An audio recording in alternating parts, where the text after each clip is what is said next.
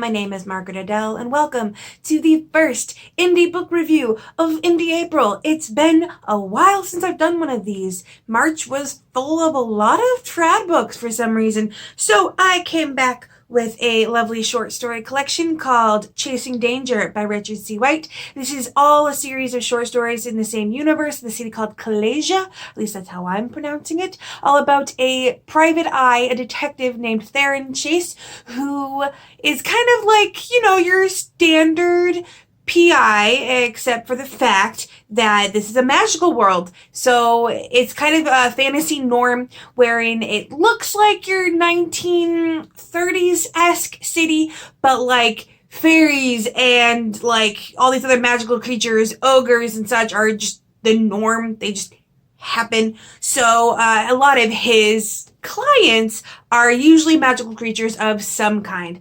Werewolves, or there's one that's literally the daughter of the Grim Reaper, which I loved because she was sparkly. And, so he has to uncover things that usually have to do with magic, and it's funny because he somehow manages to screw up magic. He has some weird kind of jinx where, like, magically enchanted items don't work for him for whatever reason. It's like if you've ever had a person for whom, like, technology just always fails, which is sometimes me. He's that, but for magic. And I really liked the idea. I liked the character and how he's both really good at sleuthing things, but also completely inept in other ways. It made me laugh. He's got a lot of connections. He's also permanently in debt all of the time. Like, every story begins with him struggling with, like, paying rent and stuff. So it did feel like there was never any overreaching, like, through line a lot of the times, because it was like, no matter how great the last case was, the next case he's half broke again. Which probably is because a lot of the cases would also end with him spending a lot of that money on vacations. So, like, dude, money management.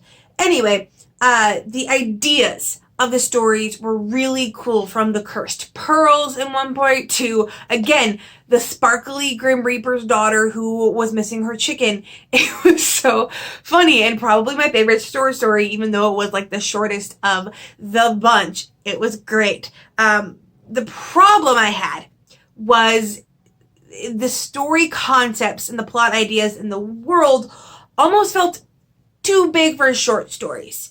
And it feels like a lot of the things had to be constrained and kind of shoved into being less than 100 pages, when in reality it could have been its own book, especially considering the fact that a lot of indie books tend to be shorter, and so some of these stories could have easily been their own 200-page book, because this entire thing is just under 300, I believe. Yeah, a couple pages short of 300, and there was one that like reaches 100, which is coming on novella territory, but there were some things where I just felt like it could be a little more delved into, because there were some cases where things would just be skipped or rushed into or done a general overview entirely, where it was like, no, I wanted to see the play-by-play of that. In one instance, there was a fight scene, and he's fighting a guy, but rather than getting like a blow-by-blow of what's happening, it was kind of like an overview, which doesn't give me the same tension as a fight scene, because I love fight scenes. I can't write action scenes very well to save my life, but I love them. And half the fun is the tension of, oh god, he got hit, and oh, and there wasn't that there because there's kind of a general overview paragraph. But the worst case was actually in one of the stories with the cursed pearls. They're searching for these cursed pearls, and it's a big deal because they're from an island that they were never supposed to be stolen from, and owning them leads to a whole lot of bad stuff, so he's really got to track down these pearls. And they found the key to the safe that has the pearls. But rather than then going a step-by-step of how does he figure out where this safe is, it's more of a overview of, well, he talked to some friends and got a few bruises and gave a few bruises, and he found out where the safe was. And I was like, no, you show that. Like, it was a little bit frustrating because it was like, I wanted to see the, aha, there is the safe. It is here because of these clues. It's like if you were reading some kind of murder mystery and the detective was like, oh yes, well, he interviewed some witnesses and he found some clues and found the murderer. Like, no, I want to see the clues. I want to see the investigation. That's the whole point of it. And in other cases, there were so many like antagonists and so many suspects, and a new one just kept popping up, and a ton of like attempts on his life and kidnapping attempts, and it was just so much plot for one short story. There was really only one story, again, my favorite at the end with the sparkly Grim Reaper's daughter, that felt like, okay, this is a short story. You decently looked into everything, he figured out where the thing was.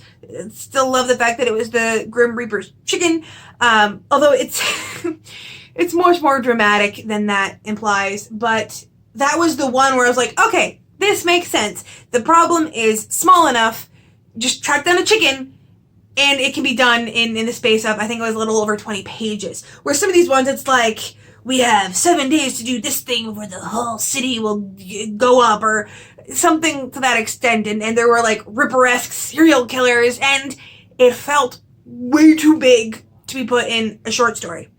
Now that being said, while this felt really constrained, it has legs. It has room. This world and these characters could take up a book very easily. You could take one plot and have it stretched to fit a couple hundred pages in itself rather simply, and show every single step of the thing, and let that fight scene be at least a whole page, if not two, and go deep in depth into the investigation and the uncovering clues, and also go deep in depth with the relationships, because I don't necessarily know that I believed in his relationship with the romantic interest at all, not the least of which because you hardly ever saw them interacting romantically. And also, this is a totally random side note, but because this is supposed to be a noir-style detective story, even with all the magical elements, there were certain things that I know they're true to the genre, and I know it's just kind of a part of that genre, but he called every woman that was around him kid, or angel, or sweetheart, even if he wasn't dating them. And I know that's just a genre thing, and I know that's like just standard in an artistic choice or whatever, but it bugged me, like, don't call the women kid. So that was a little bit iffy, but I kind of chalk that up to just a downfall of the genre in general, although you can obviously do the genre without it. But the writing style was fairly well done and easy to follow. It read fairly simply when the plot was simple. A couple things got a little bit, not convoluted, but not very far away from it. So I would love to see a version of this that is its own book, one plot, a whole book, several hundred pages to develop everything, as opposed to trying to shove a concept that in another situation would be a full novel into a 70-page short story. Because the world is interesting. I would love to see more of that. I loved the fairy secretary, one of those, beleaguered, long-suffering secretary characters, only she was also a 4-foot sylph with fluttery wings and magic. It was awesome. I loved that part. Again, the love interest, which I'm not going to spoil because it comes at the end of one of the short stories. I did not necessarily believe it. I did not necessarily see the connection at all, other than the fact that she was very attractive, because every woman in this story was either very attractive or old. So that was a little bit strange. But again, probably just part and parcel for the genre. I don't read noir-style crime books very often. Not that I avoid them or whatever, but this one was pretty good. I think, what did I give this one? 3 stars.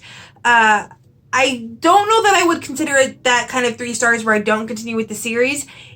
If it was a full novel, I would probably read that. If it was another short story collection, probably not.